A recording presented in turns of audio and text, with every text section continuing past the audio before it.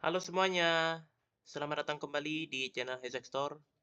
Oke, pada video kali ini kita akan lanjutkan kembali pembelajaran kita tentang konsep Object Oriented Programming. Oke, setelah kita ngebahas dua diagram pada video sebelumnya ya. Nah, sekarang kita akan masuk ke yang namanya kelas diagram ya, teman-teman. Nah, yang dimana kelas diagram ini tentu saja satu tingkat lebih sulit ya dibandingkan diagram yang kita bahas pada video sebelumnya. Makanya pada video kali ini kita cuma ngebahas kelas diagram doang, ya kan? Nggak kayak video sebelumnya ya.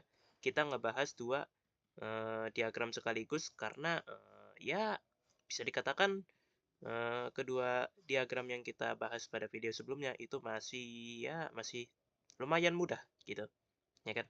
Nah, sekarang langsung aja kita mulai. Jadi kelas diagram itu apa sih? Nah, jadi kelas diagram itu merupakan diagram yang menunjukkan struktur internal sistem dalam bentuk kelas, properti, metode, dan hubungan antar kelas.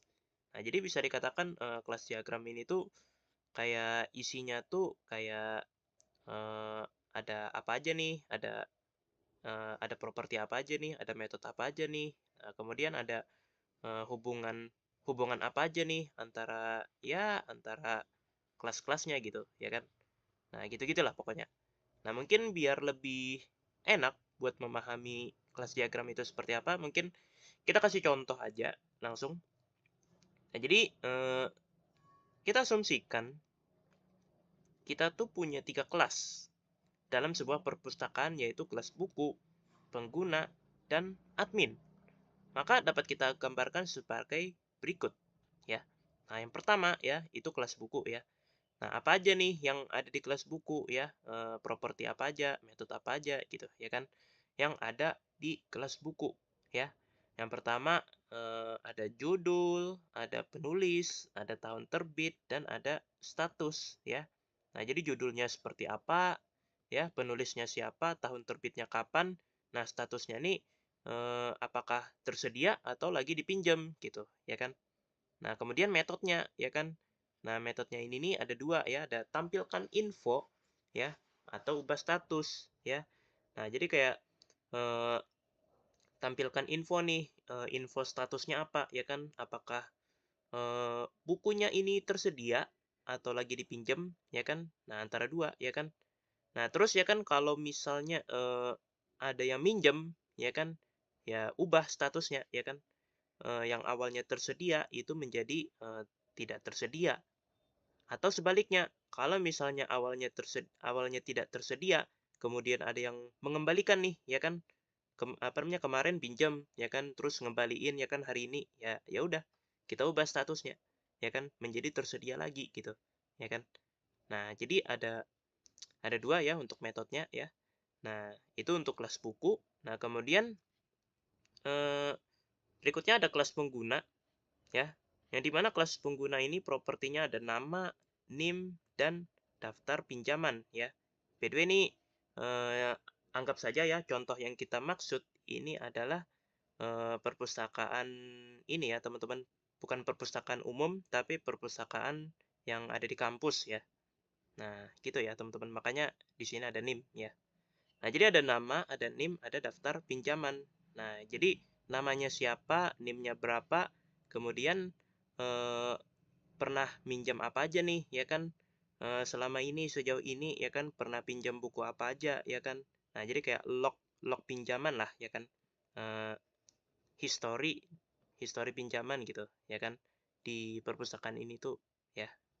Nah, kemudian metodenya itu ada login, ada pinjam buku, atau kembalikan buku. Jadi ada 3 ya. Jadi login ya kan eh, kita masuk ke ya kalau misalnya perpustakaannya online ya kan, ya kita login ya kan agar diri kita terautentikasi ya kan. Nah, kemudian kita mendapatkan izin untuk melakukan metode berikutnya yaitu pinjam buku ya kan. Jadi kita mau pinjam buku apa nih ya kan? Misal mau buku A ya udah pinjam buku A ya kan. Nah, kemudian ya kan setelah kita meminjam buku ya kan kita pengen kembaliin buku ya kan.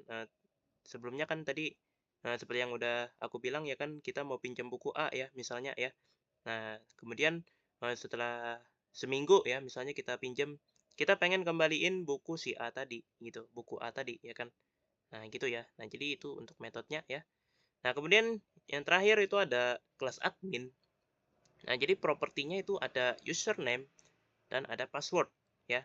Nah, jadi, username nih kayak, eee, nama adminnya siapa, ya kan. Nah, kayak, ya lebih tepatnya bukan nama adminnya sih, tapi kayak, identitas, adminnya ya, dalam bentuk akun, ya. Nah, kemudian ada password-nya, ya kan. Nah, password dari username-nya nih apa gitu, ya kan. Nah, karena biasanya kan admin itu kan biasanya, kerjanya itu di depan layar komputer biasanya, ya kan. Makanya ya kan, propertinya di sini, bukan nama tapi username gitu, ya kan, username dan password ya. Karena ya kan, mereka kerjanya itu di depan layar komputer.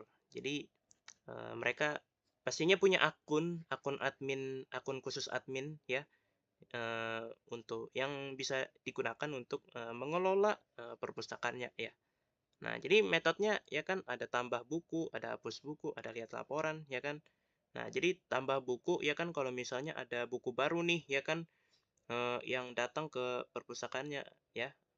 Nah, gitu-gitulah ya kan, ada buku baru ya kan, atau, kalau misalnya bukunya udah nggak ada lagi ya kan, entah itu dipinjam lah ya kan, kemudian nggak dikembalikan, atau, eee, kayak ya dijual atau diapain gitu, nggak tahu ya, pokoknya, bukunya tuh, mungkin ya menghilang dari perpustakaannya. Jadi kita, lakukan hapus buku. Nah, kemudian, lihat laporan. Nah, kita akan melihat ya kan, buku apa aja yang tersedia ya kan di perpusnya ya kan. Nah, kemudian, siapa aja yang saat ini itu posisinya tuh sedang meminjam buku gitu ya kan, tapi belum mengembalikan ya kan, gitu-gitulah ya kan. Kemudian, buku apa aja yang dipinjamnya, ya pokoknya gitu-gitulah laporan, laporan tentang perpustakaannya itu gimana ya kan. Nah, kita ngelihat gitu ya kan. Nah, seperti itu ya, teman-teman. Nah, sekarang dari ketiga kelas tersebut kita akan lihat hubungan antar kelasnya ya.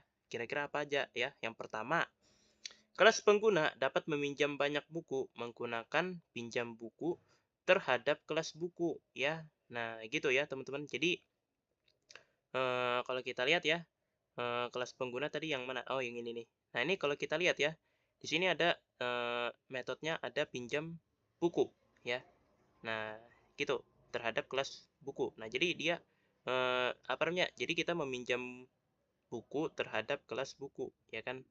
Nah, gitu, ya kan? Nah, disebut sebagai one to many relationship, ya. Yang artinya, ya kan, kita, ya, pengguna, ya, kita penggunanya cuma seorang diri nih, ya kan? Tapi, buku yang kita pinjam itu banyak. Nah, maksudnya tuh gitu, ya kan? Nah, kata kuncinya banyak, ya. Nah, berarti kita mungkin meminjam lebih dari satu buku, entah itu 2, 3, atau sebagainya ya. Nah, kemudian yang kedua ada kelas admin, itu dapat mengelola banyak buku, ya, menggunakan tambah buku, hapus buku, ya, pokoknya ya gitu-gitulah, ya kan, terhadap kelas buku, ya. Nah, juga disebut sebagai one to many relationship, ya. Nah, jadi, ini terjadi karena, adminnya ya lagi dan lagi cuma seorang diri, ya kan, tapi dia mengelola banyak buku sekaligus, ya. Nah, seperti itu ya, teman-teman. Nah, terus, mungkin sampai sini masih ada yang bingung nih, atau bertanya-tanya, ya kan, interaksinya gimana, ya kan? Nah, interaksinya tuh seperti ini, teman-teman. Pengguna, ya kan, itu kalau melakukan pinjam buku, ya kan, nah, kalau misalnya, eee pengguna meminjam buku ya kan, nah pasti dia akan, eee, melakukan metode yang namanya pinjam buku ya. Nah seperti itu. Nah pertanyaannya, apa namanya, dengan adanya metode pinjam buku ini, kira-kira, apa namanya, ngaruhnya nih ke siapa gitu ya kan, ngaruhnya nih ke kelas mana? Jawabannya ya pastinya ke kelas buku dong, ya kan. Masa iya ya kan, eee, kelas pengguna ya kan, misalnya ya, melakukan metode pinjam buku, ya kan. Masa iya ya kan, yang apa namanya, ngaruhnya tuh ke kelas admin gitu, ya kan. Yang terpengaruh tuh kelas admin, kan nggak mungkin gitu, logikanya tuh gimana gitu kan. Nah gitu ya. Nah jadi kayak, dalam hal ini ya, yang berinteraksi itu adalah kelas pengguna dan kelas buku, ya. Nah, seperti itu. Kemudian, kalau misalnya nih ya kan, penggunanya pinjam buku tapi ternyata buku yang dipinjam tuh nggak ada ya kan. Nah, gitu-gitulah ya kan. Eee, maka, kelas buku ini ya kan, itu bakal, berinteraksi kembali dengan kelas pengguna dengan cara, bilang, "Hey, bukunya lagi dipinjam nih," ya kan. Nah, dengan cara apa namanya, dengan pakai, metode, tampilkan info, ya. Nah, seperti itu ya, teman-teman. Jadi, eee, ya pokoknya, eee, setiap kelas itu bisa saling berinteraksi ya, teman-teman. Nggak cuma kelas pengguna ke kelas buku ya kan, tapi juga, kelas pengguna ke kelas admin ya, itu juga mungkin terjadi ya. Nah, mungkin teman-teman bisa coba, cari contoh lain ya, untuk pemahaman lebih lanjut. Intinya kelas diagram menjelaskan apa yang dimiliki ya, atau ya kita sebut saja sebagai properti, dan apa aja yang bisa dilakukan, setiap kelas ya, atau ya kita sebut saja sebagai metode ya, serta bagaimana hubungan antar kelasnya. Nah, seperti itu ya teman-teman. Jadi yang nggak dibahas nggak apa namanya, yang dibahas nggak cuma properti ataupun metode, tapi juga yang dibahas juga, hubungannya apa aja gitu, hubungannya tuh gimana setiap kelas ya kan, kelas A dengan kelas B tuh, ngapain gitu ya kan, kelas B dan kelas C itu ngapain ya kan, ya pokoknya gitu-gitulah yang dibahas pada kelas diagram ini ya teman-teman. Oke, jadi ya begitulah aku rasa, segitu saja ya teman-teman, pembahasan kita tentang kelas diagram ya, semoga dapat dipahami ya teman-teman. Dan yap, tak lupa aku ucapkan terima kasih kepada teman-teman sekalian yang sudah mau nonton video ini sampai selesai. Dan yap, sampai jumpa lagi di video-video berikutnya. Dadah.